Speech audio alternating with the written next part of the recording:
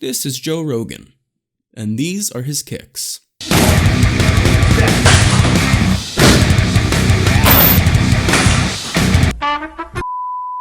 In this video, we're covering the origins of Joe's technique, his most powerful torque-fueled kicks, how to perform them, the science behind each kick, and, most importantly, what would happen to your body if Joe kicked you. This is information you won't want to miss out on, so stay tuned until the end of the video. Before we begin, make sure to subscribe for giveaways and more awesome content like this. If you won our giveaway last week, make sure to email us so we can send you your prize. You might know him from his success as a UFC commentator, from his 30-year career in stand-up comedy and television, or from his world-famous podcast, The Joe Rogan Experience. But what you might not know about Joe is that he's also a highly accomplished martial artist. A former Taekwondo instructor and US Open Taekwondo Grand Champion, Joe began training in the martial art at the age of 15 and won the US Lightweight Championship just 4 years later, while also defeating members of the middle and heavyweight divisions. It was during this period of training where Joe developed his arsenal of deadly Taekwondo kicks. Native to Korea, Taekwondo is one of only 2 Asian arts included in the Olympics, and it's the one fighting style that's legendary for its devastating kicks. Developed in the 1940s and 1950s, Taekwondo was born when a group of Korean martial artists came together and unified their art forms into a single fighting style. Together, these grandmasters formed Taekwondo by fusing elements of Japanese karate, Chinese kung fu, and an original Korean martial art called Taekyon. Since then, Taekwondo has gone on to flourish as a global sport and enjoy explosive popularity in pop culture, both in video games and on the big screen. Other than Joe Rogan, some of the most prominent practitioners of Taekwondo in movies and on TV include the likes of Chuck Norris, Jean-Claude Van Damme, Michael Jai White, and Mickey Rourke. Many people know the late, great Bruce Lee from his action movie stardom, for his lightning-quick athleticism, and for his unparalleled skill in the martial arts. But a common misconception most have is that his kicking techniques originated from Kung Fu, when he actually learned them from Taekwondo. It's these same kicks that he eventually consolidated into his signature style of Jeet Kune Do. So, how do Joe Rogan's kicks measure up in the face of such elite company? Well, let's take a look at 3 of his most lethal strikes. The first kick we'll be examining is the basic side kick. This bare-bones version of the side kick is like the Taekwondo version of a boxing jab. Many great fighters have used this technique to control the distance between them and their opponents, while also setting up for more devastating blows.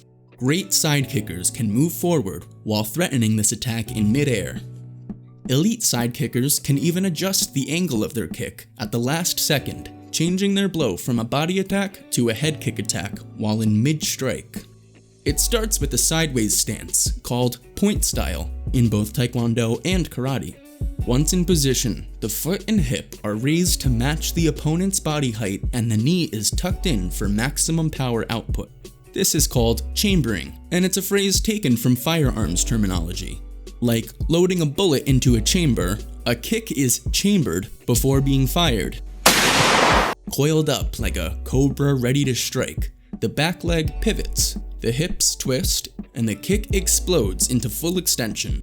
The powerful muscles of the glutes and thighs are harnessed, and the foot accelerates up to 16 miles per hour in just 1/10 of a second. That's about the same rate of acceleration as a Lamborghini. Combined with the rotation of the hips, the torque generated can impart over 450 pounds of force upon impact with the torso.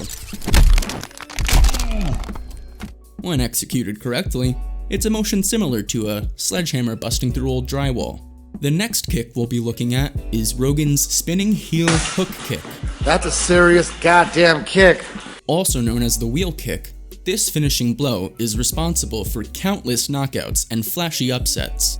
Due to its big moon-shaped arc, this heel strike is likely to hit the most vulnerable spots on an opponent's face, like their jaw or temple. The kick's power comes from the torque generated by the rotation of the hips and the snap of the knee. It's the same principle that cracks a whip. Turning the hip 180 degrees forces the foot to travel in a huge arc and creates a lot of speed as it does. The longer the leg and the quicker the rotation, the faster the kick. This is coupled with the snap of the knee. The snap is created when the hamstring, one of the largest muscle groups in the body, contracts and pulls the heel back towards the glutes. Using the knee as a pulley, the strength of the hamstrings is enough to accelerate the heel to speeds over 25 miles an hour. And because the area of impact is focused on a small part of the foot, it magnifies the force of the blow, making it capable of dropping over 1,000 pounds of force on the skull. It's like getting whacked in the head with the Louisville Slugger, enough to cause serious concussions and brain trauma. It can even be thrown from multiple stances, making the spinning hook kick one of the most unpredictable and dynamic strikes in all of martial arts. The only way to spot this wheel kick before it happens is to look for its signature back turn, or wind-up phase.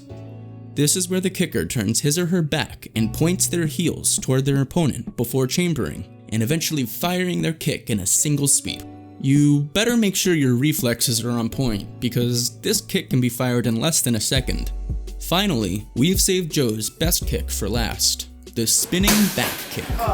Historically, it's been used to catch top fighters off guard, and has also been called the turning side kick. This technique adds a torque turn, or spin, on top of the basic side kick we learned about earlier. In fact, it's the spin that creates most of the power for this move. Like a wrecking ball attached to the end of a demolition crane, the power is generated by the rotation of the body.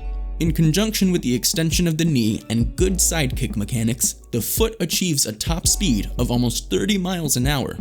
Similar to a wheel kick, this technique ends with a lethal heel strike that transmits over 1,400 pounds of force, enough to rupture internal organs and fracture the ribcage. The difference between the two kicks is in how they're fired. The wheel kick is swung like an axe meant to chop down opponents. The spinning back kick is wound up like a top and then released as a piercing thrust, similar to a boxer's corkscrew punch or a fencer's lunge. One is a slash, the other is a stab. So, what would happen to your body if one of these kicks hit you? Well, it would depend on two factors. The first being which kick was used, and the second being the part of your body where the kick lands. For our purposes, we're going to focus on the spinning back kick. Now, imagine if it hit you in the liver. To give you an idea, this is what normally happens when someone is clocked in the liver. In addition to the grueling pain, a liver shot will knock the wind out of you, and have you gasping for air and fatigued. This reaction is due to the shock received by your autonomic nervous system, or ANS, the part of your body responsible for involuntary movement. The liver is pliable. If one side gets compressed by a punch or a kick, the other side compensates by stretching. These dynamic pressure changes overstimulate the nerve fibers encapsulating the liver and activate the longest nerve of the ANS, the vagus nerve. When this happens, a series of events start to unfold. Firstly, there's a sudden dilation or widening of blood cells all over your body, with the exception of the brain. Then, the stimulation of the vagal nerve network causes a decrease in heart rate. The combination of these two elements causes blood pressure to drop dramatically. In a last-ditch effort to maintain blood flow to the brain, the body tries to force itself into a horizontal or supine position. This primal survival tactic is the reason for the keeling over and loss of balance. At 1,400 pounds of force, a spinning back kick delivered by Joe Rogan would almost certainly rupture your liver. By comparison, here is fellow UFC legend Bas Rutten rupturing his opponent, Jason DeLucia's liver, in a street fight. This would be really bad, since the liver is one of the most vital organs in the body. It's responsible for many important functions like detoxifying your cells, creating proteins, storing nutrients, and producing chemicals necessary for digestion. Put bluntly, if your liver fails and you don't get a transplant, you die. If you want to live with your liver intact, Joe Rogan, or anyone with a black belt in Taekwondo, is not someone to be messed around with. Maybe you know someone who would try to fight Joe Rogan one-on-one? Let us know in the comments below. We would love to hear from you. If you enjoyed this video, make sure to hit that like button and share it with your friends. For more videos like this, hit the subscribe button and remember to click on the notification bell. Also, be sure to check out our other videos as well. Thanks for watching.